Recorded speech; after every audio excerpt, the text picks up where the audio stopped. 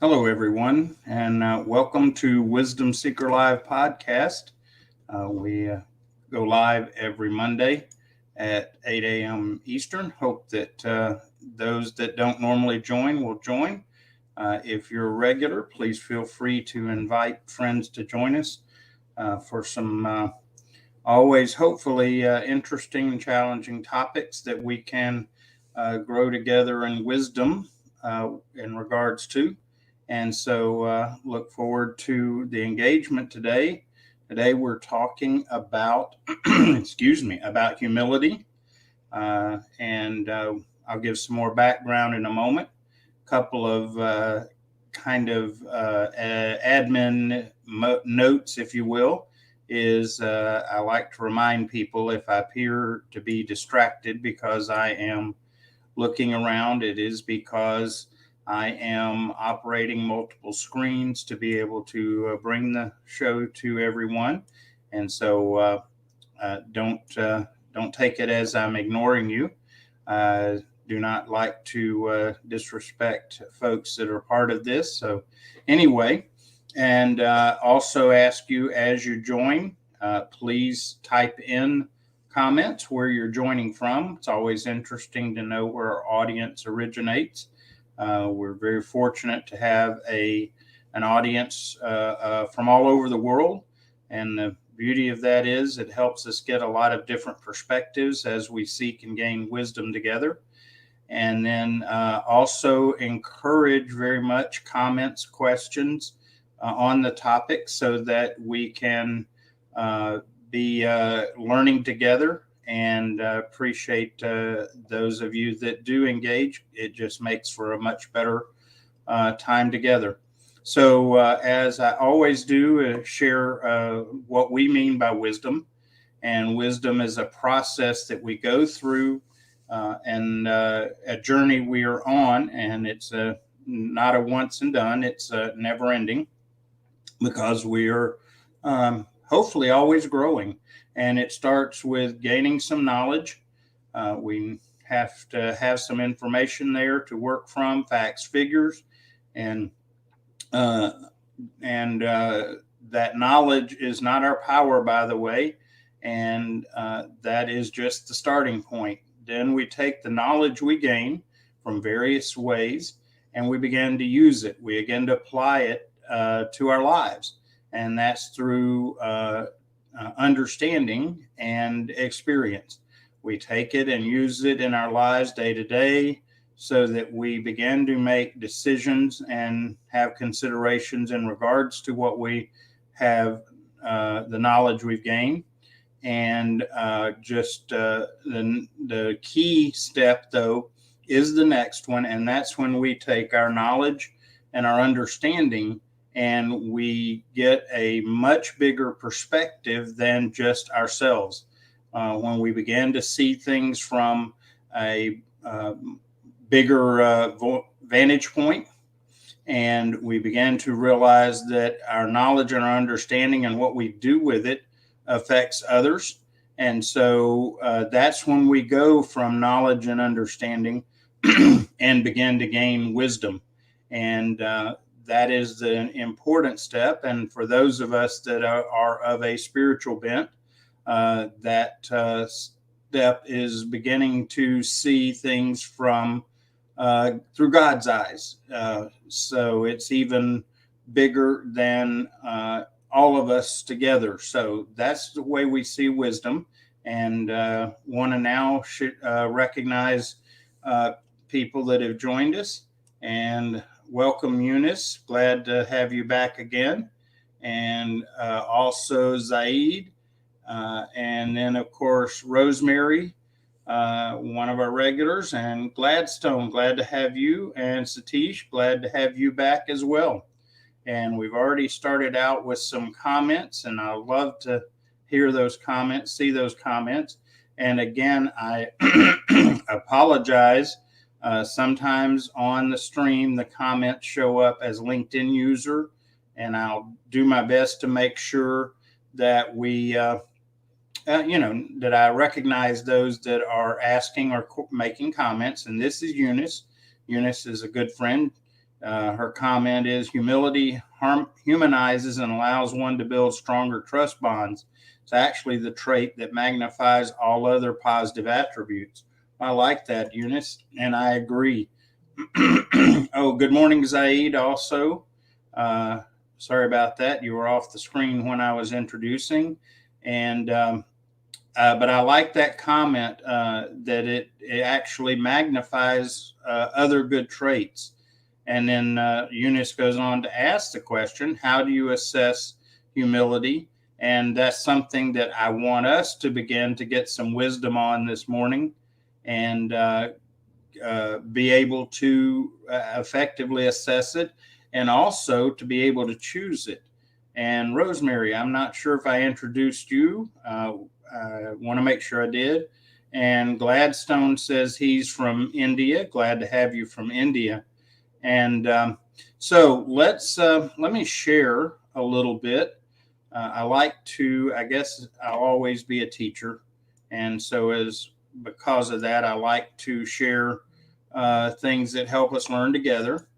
So I like to look at first the definition of humble, looked up, and it is, let me see, scroll down here.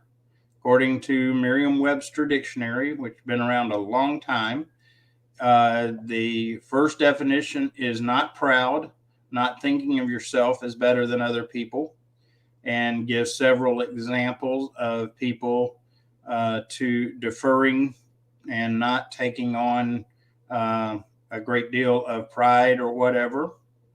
And then next part of the definition is given or said in a way that shows you do not think you're better than other people. Like that. And showing that you do not think of yourself as better than other people. So an action. And more explanation or definition, not proud or haughty, not arrogant.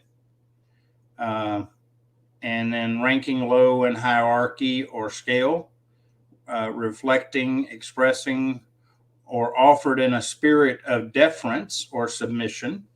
So all good insights into the what being humble is, or humility.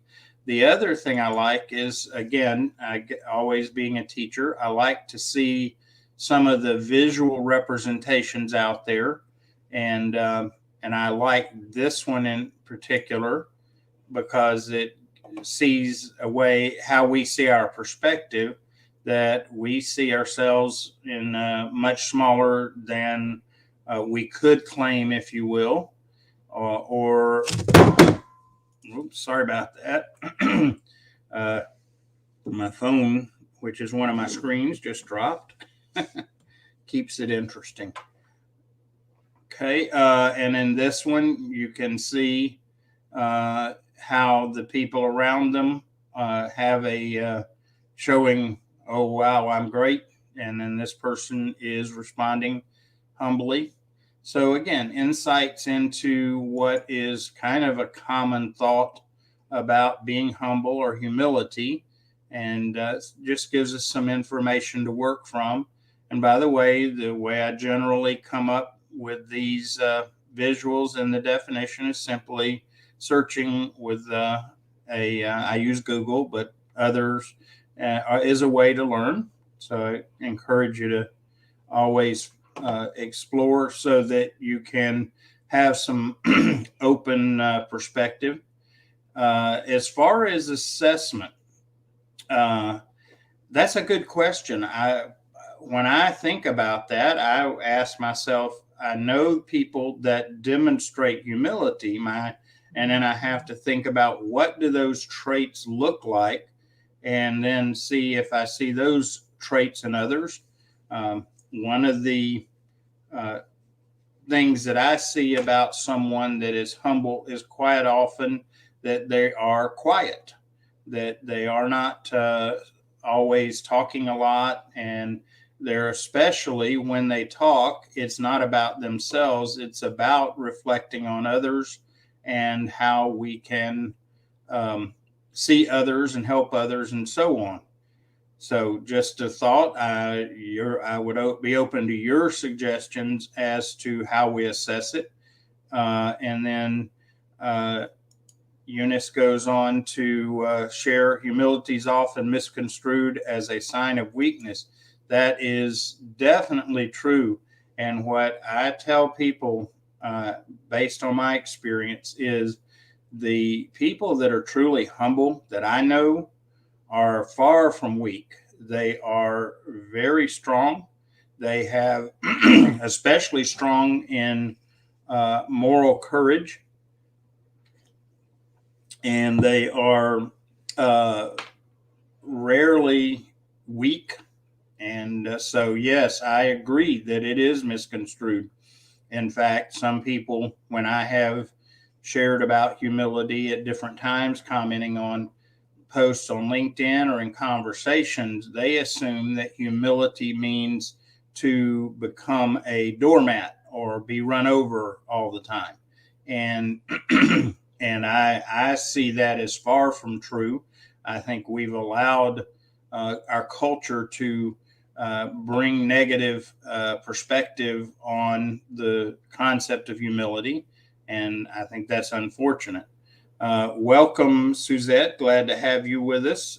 Suzette is becoming a regular with us, and from Suzette's from the Caribbean. So welcome aboard. Glad to have you. And let's see. Zaid offers a comment. I would start by identifying what is humility and what are the parameters we want to identify in humility. Okay, I agree. It's a good thought.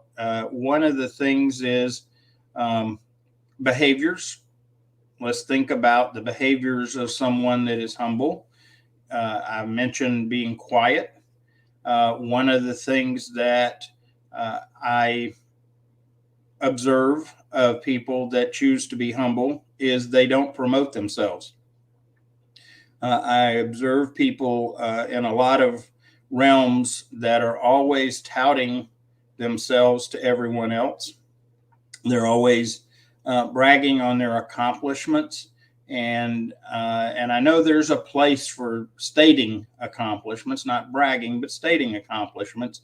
But to always be bragging on accomplishments is to me a way that shows that you're not choosing humility, that you are focused on promoting yourself, and to a point, it even becomes promoting yourself at the expense of others, which is unfortunate. Let's see. Rosemary makes a comment, says the humble people who I know have a calmness around them. They welcome everyone and always find the rainbows, even in a mud puddle. I like that example, Rosemary. And yes, I do think that people that are truly humble, and I'm not talking self-abasing and poor self-image, just a reality of not promoting themselves, do indeed have calmness around them. I think that that's one of the values of choosing humility in our lives, is especially as a leader, is that calming effect is needed quite often when you're leading with a group, because when we're in tumultuous times like we are now, with fear being pushed around all around us, having that calmness makes a huge difference. Keeps people where they feel confident and in following the lead of that person. And so, yeah, I agree that one of the evidences of someone that's choosing humility is that calmness, and it's very effective. In fact, it's in some cases it's even almost visible or not palatable, palpable. In other words, it's so real, because people walk in, and quite often we refer to that as presence. And I think it's um, and just really makes it clear. Oh, my apologies. thanks for correcting me, Eunice. I really I know Eunice, and I know she would not take credit for something, and I appreciate that. That's to me, that's another evidence of humility. So thank you, and Gladstone, thank you for the comment about it is quite often misconstrued as weaknesses. We'll get it straight here. I'll try to keep ahead of the curve here, and um, and then Gladstone also makes another salient comment that the biggest obstacle to humility is ego. So maybe to learn, we need to understand what ego is and bring that out, because part of learning is comparing and contrasting. Sometimes we can learn about one thing by understanding what it's not by looking at another thing. And let's see here. Again, now I want to make sure I get this, attribute this correctly. And Gladstone also says humility and respect go together. I would agree completely, Gladstone. I believe that you cannot have respect, mutual respect with people without having humility, because it's hard to respect someone else when you're always thinking about yourself and always focused on yourself. So no doubt. Good morning, Dr. Shukla. Glad to have you with us today. And let's keep on going. I love the comments. Want to hear from everybody. And yes, and I noticed that Satish adds to Rosemary's comment, which was talking about calmness and good listeners. I think that's another good indication of someone choosing to be humble, is to take the effort to be a good listener. Again, evidence that we're not focused on ourselves, we're focused on other people. And I know for me, I am the way I am wired and made, I am challenged to listen at times. And so it's a constant growing process for me to become an active listener. And part of that is by taking and subjecting my opinions and thoughts to other people's, and to listen to what they're saying in order to hear. Favorite saying out there is, it's better to listen to hear than listen to respond. And I think that that involves a choosing to be humble in relationship to what's being discussed. And Rosemary comments that yes, they are good listeners. So another good sign of someone that chooses to be humble is that they choose to be good listeners, even if it's not necessarily natural for them. And welcome, Lee. Glad to know you perfected humility. That's a good, funny. Glad to have a little levity there to lighten the moment. And and then let's see here. Want to make sure that that I attribute the right person here. Question is, welcome, Karen. Wow. I've got to get caught up here, and then we'll move back around. Excuse me. Welcome, Ed Mario. Glad to have you. So Gladstone, let's see, Eunice asked the question, do you think humility is a gift?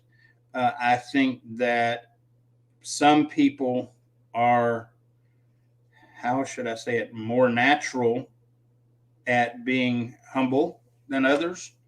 And I suppose that could be looked at as a gift, just like some people are more patient than others. naturally.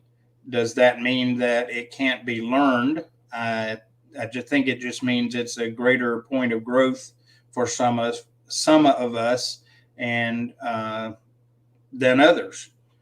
And let's see here. And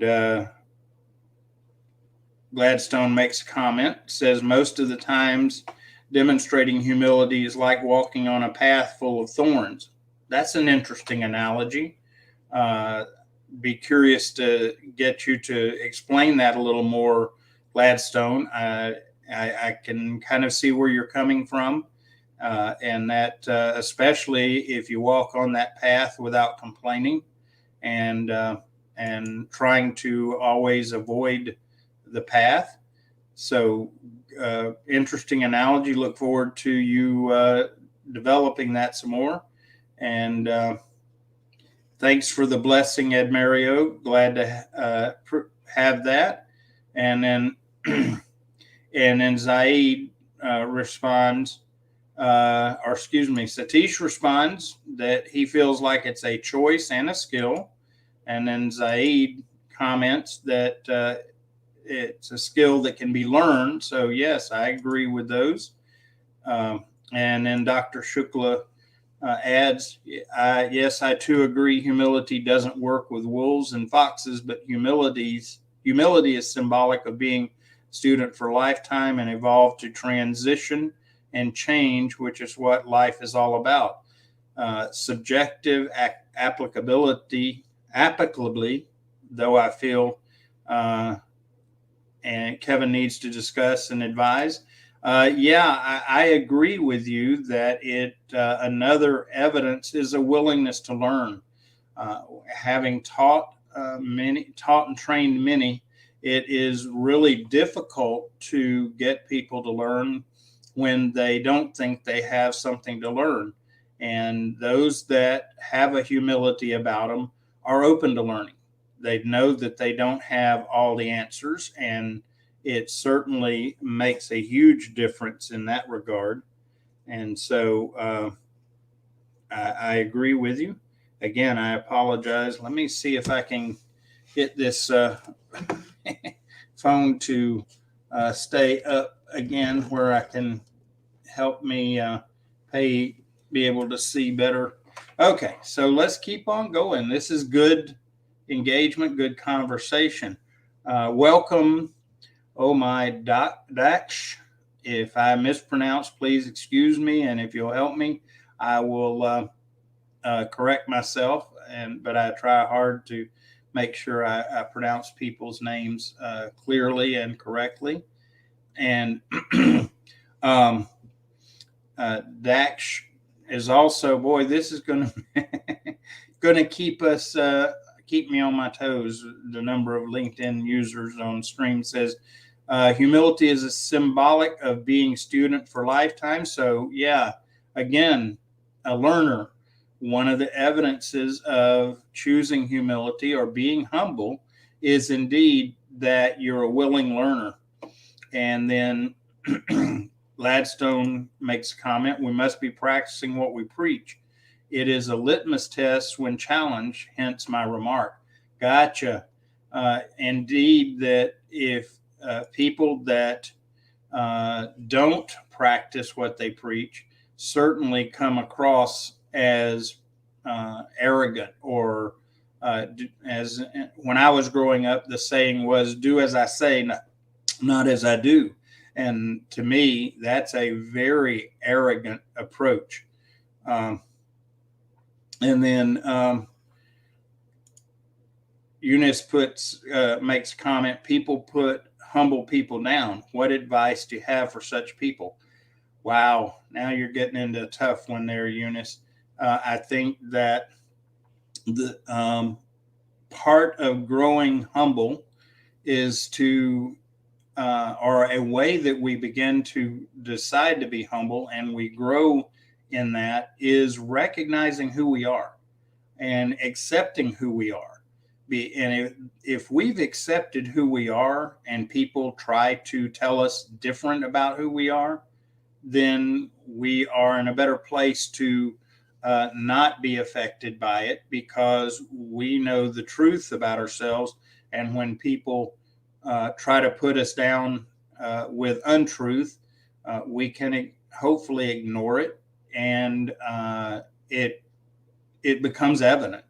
So yeah, I understand sometimes that because of the perception, as we talked about earlier, that humility is a weakness, and it's not true. In fact, what happens is that those that operate in humility choose when they feel like they must defend or stand up, if you will, and they don't generally allow little stuff and people's little comments to affect them, because it's not important. They know that it's not true, and so it doesn't matter. And so again, to avoid, or to deal with, not avoid, you can't avoid it. If people are going to put you down for choosing humility, you've got to deal with them. And one of the best ways is knowing the truth about yourself and accepting that. And I think this is one of the reasons that I really encourage people in a quote that I have, and that is about our value. I think a lot of people react or become defensive because we're not confident in our value. And when people start putting us down, we feel like that they have something right to say because we don't see our own value. And just a reminder, folks, we have value that we are given intrinsically. It is there. It's given to us by our Creator. We don't earn it. We can't earn it because we're born with it. And as someone once said, it's a birthright. So that value is there. So we can't earn it. So the good news is we can't lose it. And the other piece, and this is the part that I always focus in on in terms of people dealing with people and reacting to their poor behaviors, and that is other people don't give us our value either. Their words, their anything, they don't give us value, therefore they can't take it away. And so when you recognize your value and live and are confident in that, it is much easier to walk in humility, because you're not trying to prove your value. You know your value's there. And people that are arrogant or cocky quite often are more about being unsure of themselves, and their reaction comes across as arrogant or cocky. So that's what I suggest. Deepen your character, understand your value, and that way when people start telling you things that aren't true, then they can't get to you with it. Rosemary makes a comment. Best advice I can give to you is to lift the humble ones with you, so they know that they have a co-traveler in you. Yes, one of the things that we can do for each other, and the value of being on the journey together, is to support and encourage one another. And that's important. Again, it's the value of being part of humanity and recognizing each other for that value.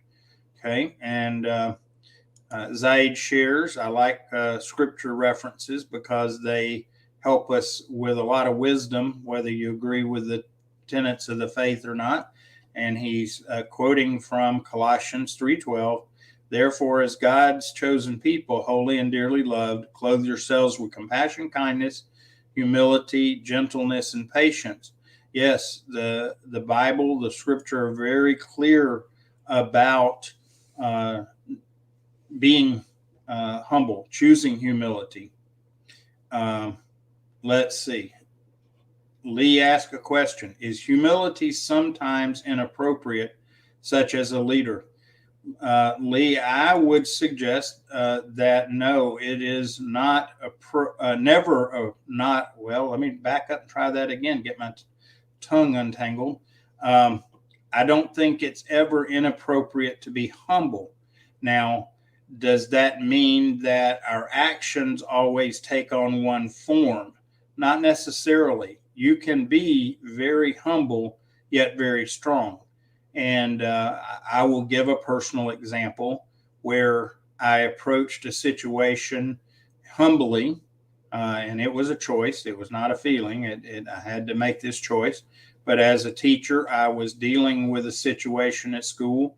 Part of our duties as teachers is to be monitoring students when they're on their own time. And I had a student that was doing something that was inappropriate and against the rules. So I approached this student, and the student was probably 6 inches taller, much bigger, probably could have pounded me in the ground. And I chose, rather than to approach it as with authority, which I had, and to approach it, but rather as a leader, I approached it, and I explained to the young man that he was going to need to stop the behaviors, and because they were not correct. And I didn't do it in an arrogant fashion, just quietly, excuse me, calmly. And this young man, knowing that he could probably pound me in the ground, moved into my personal space, got up into my space, and in a threatening fashion. And I just remained calm, and I asked the young man a question. And this comes from my personal beliefs and my personal feelings. But I said, young man, you need to ask yourself a question. If your actions and your choices you believe in enough that you're willing to lay down your life for them, because that's an ultimate test of whether we really believe something or believe we should act on something. And I explained to him that the way I looked at things is that if I am in the right and I'm doing right, and in this case I was doing right, that I'm willing to lay down my life for that right. And in challenging him on that level without getting loud and again demanding the authority, I was able to address the situation. The young man did not cause any more trouble. He backed away and complied with what he was supposed to do. So I think using humility as a leader is always the best approach. Now, would I have had to act on my comment? Possibly, if it had been appropriate situation to do so. But that's also why I suggest to people that the only real leadership that is there and is effective is servant leader. And part of the hallmark of a servant leader is humility, a willingness to step back and be behind the scenes. And when I train leaders, I remind them that as a leader, the humility should be very evident. And one of the ways that a leader evidence that is when it comes to credit, they're quick not to take credit. And when it comes to blame, they are quick to take the blame. Excuse me. So moving along, Dr. Shukla makes a comment. He says, walk away and move to better people until and unless you're a warrior out to punish. I get that. And that's what I was referring to, is unless it's important enough about to act, as Dr. Shukla puts it, as a warrior, which at moments you can be humble and be a warrior. They're not contradictory. They are actually complementary concepts. And Lee goes on to say, humble people don't care what others think. And I agree, Lee, that goes back to knowing our worth.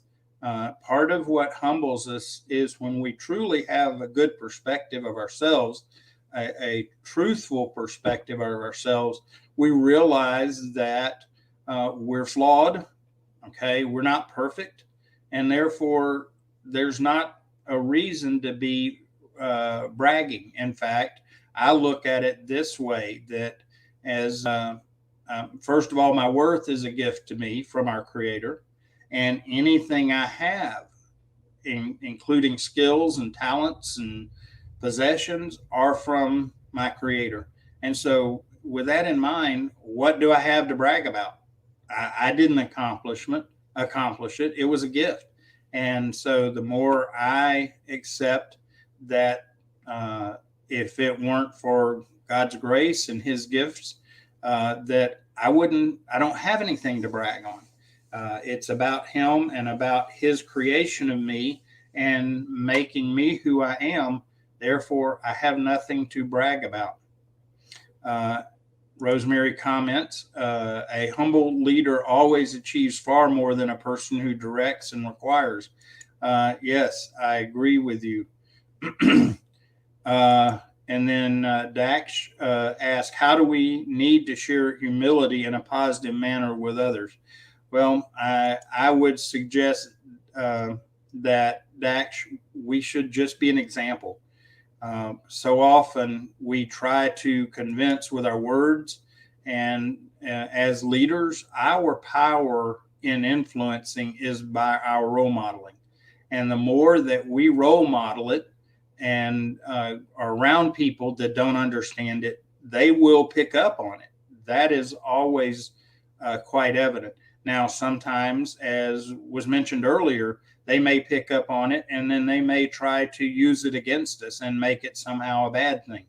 And that's a reflection on them, not on us. And otherwise, though, when we live humbly, with humility around other people, they pick up on it. And eventually it sinks in, especially if enough of us are modeling that behavior. And Zaid makes a comment, and I know Zaid's coming again from a biblical standpoint, that if we want to be great, we've got to humble ourselves. It's the center of leadership. And that is another principle definitely out there. And let's see. Okay.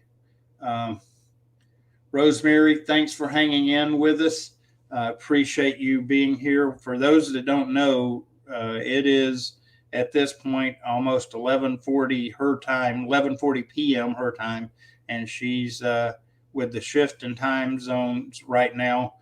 She's even much later. So thanks, and I hope you get some rest. Thanks for being consistently there with us. So let's see. Trying to keep up. Oh, welcome, Shrenik. Glad to have you with us. I just saw that you have joined. Let's see. And then Gladstone makes a comment, humble persons will always have an attitude of gratitude.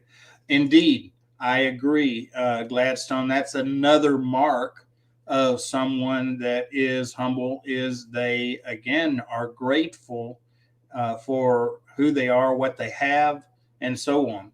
It's another good telling sign. And let's see.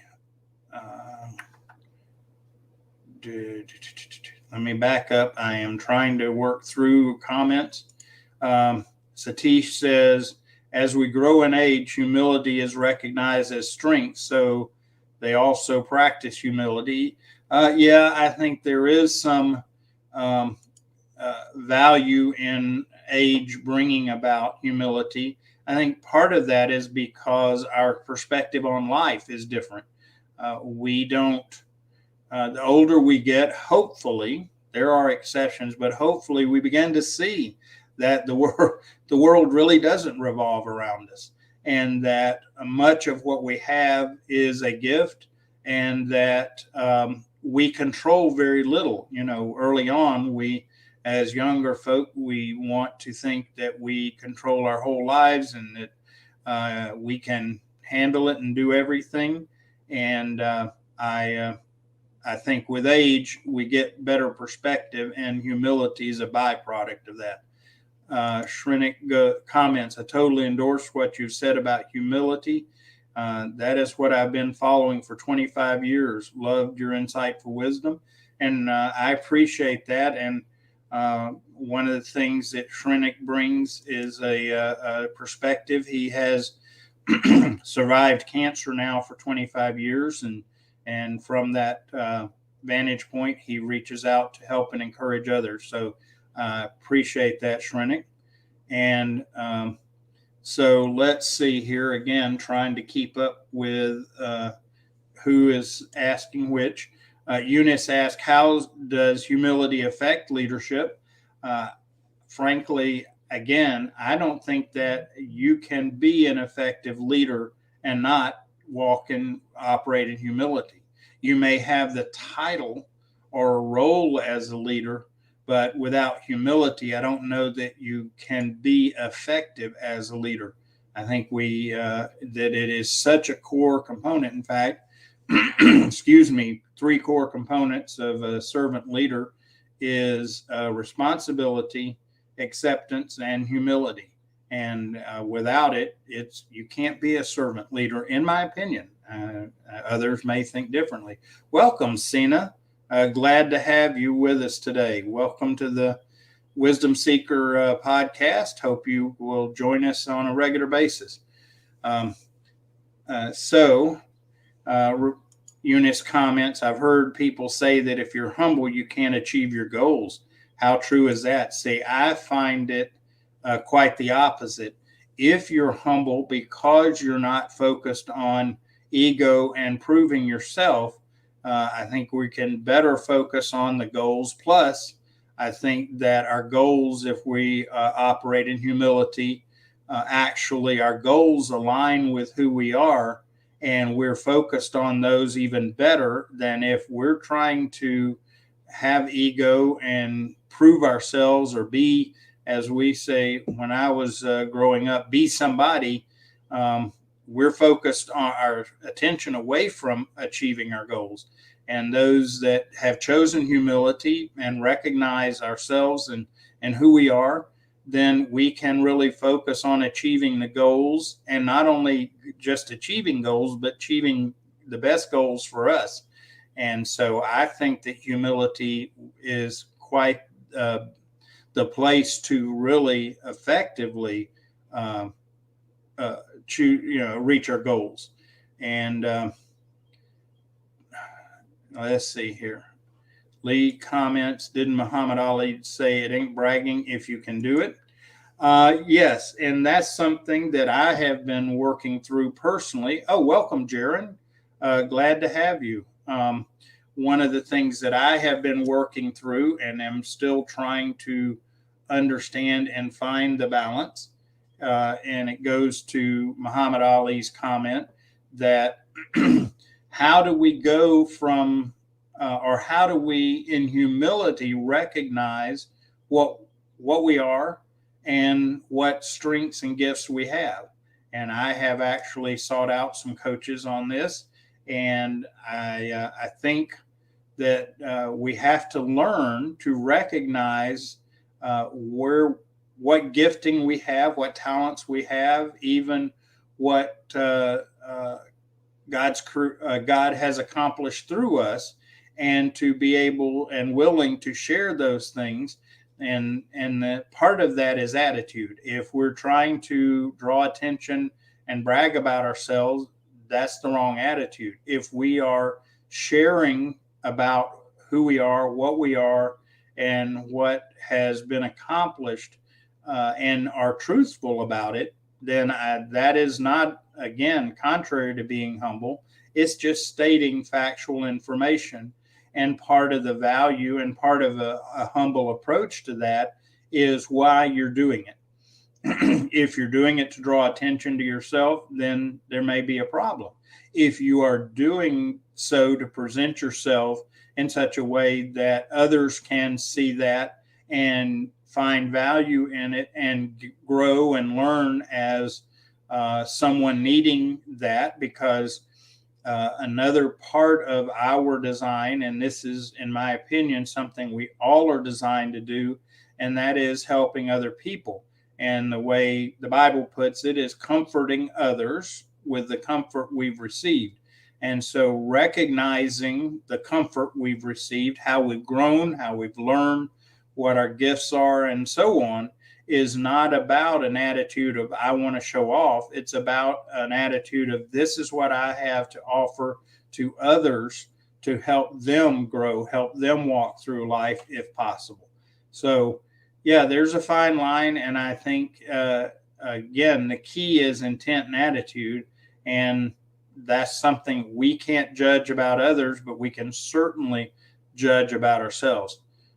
Dr. Shukla comments, I believe humility as a leader is a combination of blood and iron policy, consideration first and strictness later. Okay.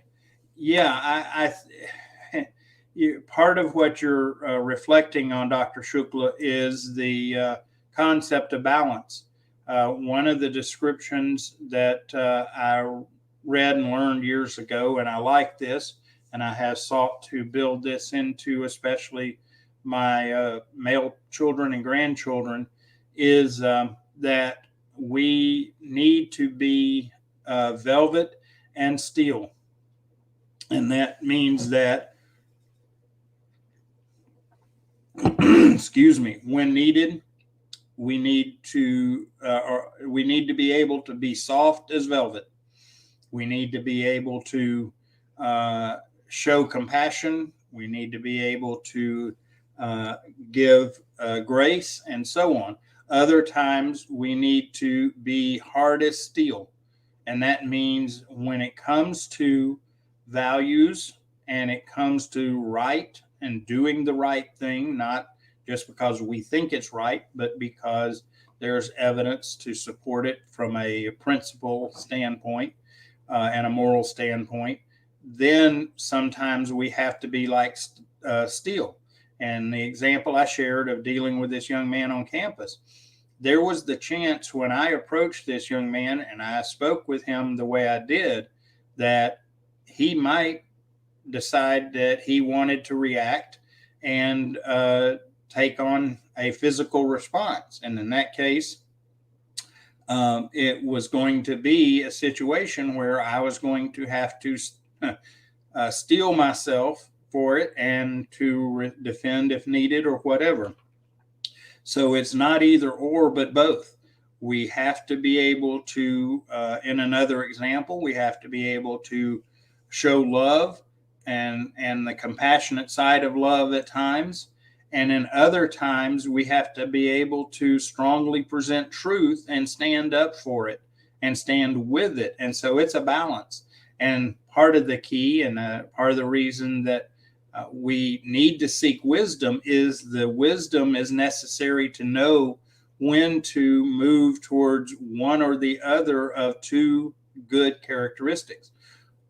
When to know to be compassionate and gracious, and when to know to be truthful and say, no, I won't accept that. I will not be a party to that and stand up. So I think the key to your question, Dr. Shukla, is that there has to be both, and there has to be a balance in there and the ability to move between them.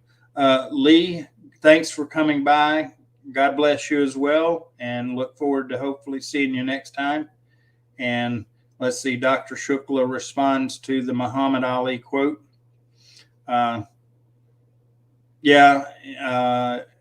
Muhammad Ali was an interesting character in life. He was almost in some regards an enigma, because I saw him at times be very humble, and in other times behave in a way that I would characterize as arrogant and definitely not humble. Welcome, Daniel. Glad to have you with us.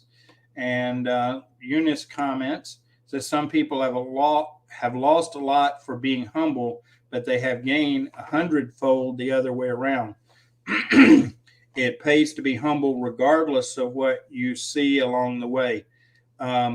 if nothing else, Eunice, any loss that we count against behaving well and living in character is not even imaginable to consider, especially, and this is part of what we have to do. And I think this is also a way that helps us to keep humility in perspective and encourage us towards humility, is looking beyond just in the now and the physical world and consider eternity as part of what we're about. And one of the ways that helps me to make choices and willing to give up related to humility is spending time in creation and just seeing myself in light of all of creation and our Creator. It makes me realize then that I am blessed beyond measure. I'm given great value by our Creator, but I am not by any stretch of the imagination more important than anyone else. I'm not less important than anyone else. We are all equally valued by our Creator and by how we've been made. So what do we have to brag about? Again, it's about perspective. It's about mindset. And so I don't think that anything I lose by choosing good character, especially humility, can even compare to the value of walking in it. And I agree with you. And I see Suzette's back. No problem, Suzette. I know things come up. Glad that you're back and sticking with us, though. And Satish, I appreciate it. You're headed out. Thanks for being here and contributing. Really appreciate that. So what was interesting to me was about this whole thing and got me started to thinking was there is a principle, and that is that if we don't choose humility, we'll be humbled by life. And some people don't agree with that and don't buy it. I think it's a principle that is true. I've seen it happen so many times. And if nothing else, evidence of that is by the number of people as they approach death and see it as imminent. And when they start really considering what's important and what has value, I think they at that point become very humbled, if nothing else. And as a result, their perspective changes. People that are facing death make a whole lot of different decisions and what they value and how they see themselves as part of that. Dr. Shukla, thanks for being here again. I understand that you have other obligations, and bless you as you do those things. And I hope that what we've talked about and sought wisdom together on today has helped. So, humility. I think we need to choose to walk humbly. And when we do that, the value that we gain far outweighs any risk that we might have of getting talked about or put down for it. And also the walking humbly, one of the values there is that we can do so, and it's much easier to have a clear conscience and be without guilt when we walk humbly, because when we choose to be humble in our attitude and our actions, then we are not focused on ourselves and our what is in this for us. Welcome, Hiram. Glad to have you with us this morning, brother. You're up early. Hiram's coming from the West Coast, so glad to have you. Thank you for your comment. But yeah, we need to learn and we need to exemplify how to walk humbly. And I think that as we do this more, we can be an example for others to do so. As others see us walk in humility, they will be encouraged to consider the same thing, because as we've talked about, one of the fears of choosing to be humble is we'll get run over. And I don't think that that is accurate. It may be that in a given moment it appears that way, but in the bigger scheme of things, and especially in light of eternity, walking in humility is powerful, very powerful. It helps us to have positive effect on others. It helps us to be in a great place to grow, and it helps us to have clear conscience quite often, because again, we're not focused on ourselves. And one of the ways that I suggest to people that we can choose humility, and this is a hard one, and it's a little bit radical, and some people will bristle at this, but the reality is that we have to learn how to yield our perceived rights, right to this, right to that.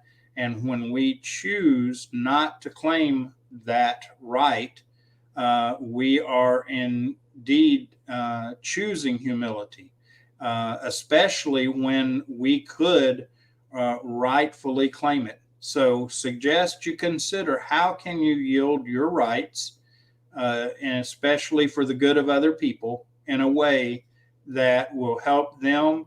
And by the way, it blesses us when we do it and we see the outcomes. Hiram comments, says that I get up early in the morning, folks.